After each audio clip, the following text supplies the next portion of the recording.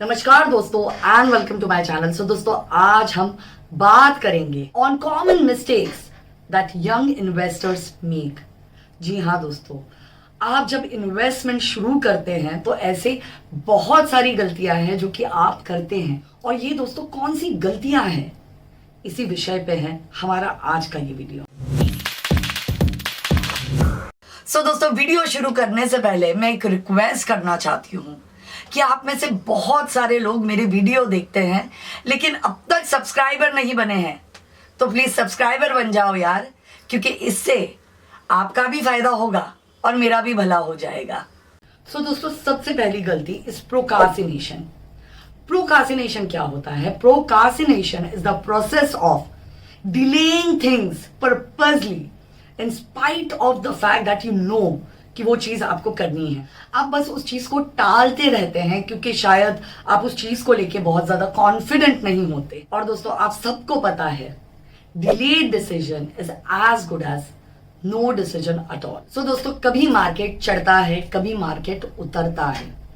अब ये लोग जो प्रोक्रास्टिनेट करते हैं वो हमेशा ये सोचते हैं कि वो तब इन्वेस्ट करेंगे जब शायद मार्केट लो हो, लेकिन वो ये नहीं समझ पाते कि अगर आप लॉन्ग टर्म के लिए प्लान कर रहे हैं तो ऐसे भी in the long term market कभी ना कभी तो ऊपर जाएगा ही। So no matter where you start, your end result will be almost the same.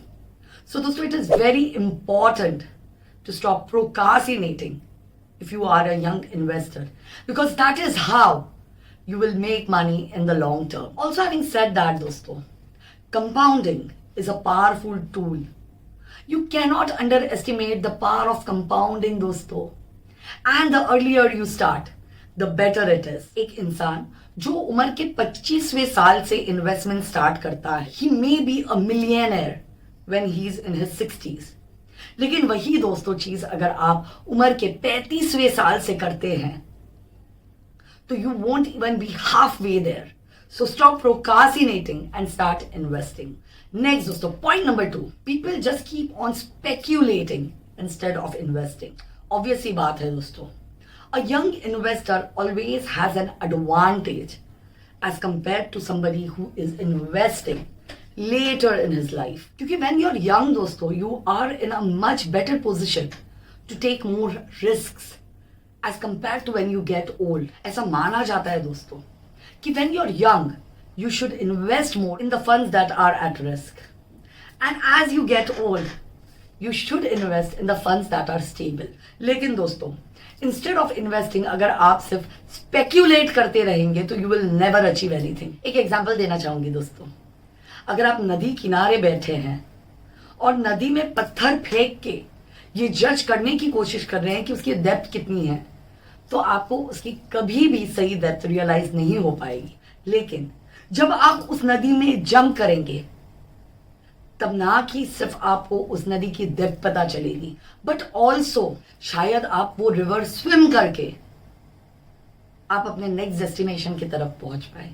So if you want to understand the depth of the river, if you want to understand what your funds could give you, you need to stop speculation and you need to start investing. Next दोस्तों, हमारा point number 3 कहता है कि using too much of leverage. Leverage के अपने benefits भी होते हैं और shortcomings भी। अगर कोई इन्वेस्टर अपने पोर्टफोलियो को लेवरेज करना चाहता है तो वो तभी कर सकता है जब वो यंग हो, क्योंकि कहीं ना कहीं जो क्यूमुलेटिव रिस्क है वो नलीफाई हो जाती है इन द लॉन्ग प्रोसेस। आपके अगर शॉर्ट टर्म में लॉसेस भी हुए हैं तो भी लॉन्ग टर्म में आपके जो गेन्स हैं वो ज्यादा होते हैं। अगर आप एक इन्वेस्टर हैं और फॉर एग्जाम्पल आपके स्टॉक्स में 20 to 25% डेप्थ आती है तो हो सकता है कि आप डिस्करेज ना हो क्योंकि you have time by your side.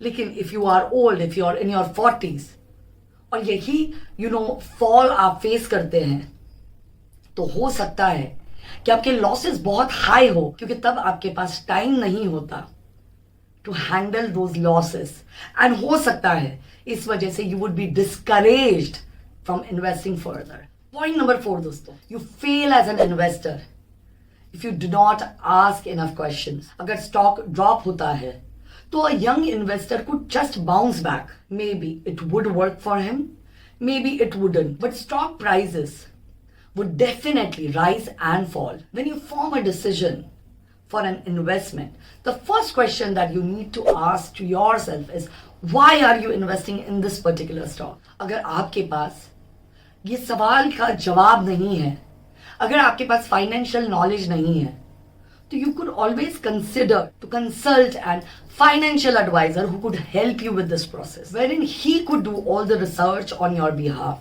and tell you why you should invest where. And finally, सबसे बड़ा दुश्मन है यंग इन्वेस्टर्स का इज नॉट इन्वेस्टिंग. जैसे मैंने पहले भी कहा है, एक यंग इन्वेस्टर बेनिफिट करता है क्योंकि उसके पास जो टाइम स्केल होता है इन्वेस्टमेंट के रिटर्न्स पाने का, वो बहुत हाई होता है. Also having said that, young लोगों के पास उनके करियर की शुरुआत में पैसा भी कम होता है, तो they often tend to focus on spending money right now instead of investing money. And lack of saving and right investing habits can create a very big chaos in the later part of your life. While retirement शायद आपके लिए बहुत दूर है, but जो हम investment करते हैं वो सिर्फ रिटायरमेंट के दृष्टिकोण से नहीं करते. Investing money instead of spending it creates wealth for a long time. If having money is something that you want as a young person, you would get it only by investing that money. So दोस्तों, ये था हमारा आज का video on what mistakes do young people make as investors. अगर इस video ने आपको वैल्यू दी तो प्लीज अपने दोस्तों के साथ शेयर करना मत भूलिए. And please do hit the like button and subscribe to our channel. Thank you so much. God bless you all.